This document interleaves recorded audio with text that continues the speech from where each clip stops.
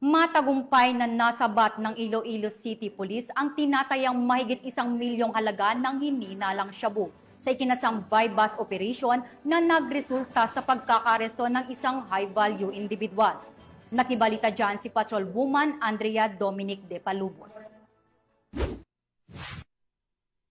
Umabot sa 1,020,000 pisong halaga ng hinihinalang shabu ang nasabat sa isinagawang drug buy-bust operation ng mga operatiba ng City Drug Enforcement Unit 6 sa Barangay San Isidro, Haro, Iloilo nito lamang ika-16 ng Hulyo taong kasalukuyan. Ayon kay Police Captain Roque Jimeno III, Officer in Charge ng City Drug Enforcement Unit, matagal nang minamanmanan ng kanilang unit ang pangunahing suspect na si alias JM, 48 taong gulang na residente ng Halandoni, Estati, Lapus at naitalagang high-value individual. Ayon sa ulat, ginagamit umano ni alias JM ang kanyang taxi bilang tago-tagong transportasyon sa paghahatid at pagkuha ng iligal na droga sa lungsod. Kasama ni alias JM na nadakip sina alias Kyle, 18 taong gulang at alias Benji, 42 taong gulang, pawang mga residente ng Habitat San Isidro, Haro. Ayon sa investigasyon, si alias Benji ang siyang tumatayong distributor sa lugar, habang si alias Kyle naman ay nagsisilbing lookout sa mga aktibidad. Nakumpiska mula sa mga sospek ang 5 heat-sealed plastic sachet at 3 malalaking pakete ng hinihinalang shabu na may kabuuang timbang na humigit kumulang 150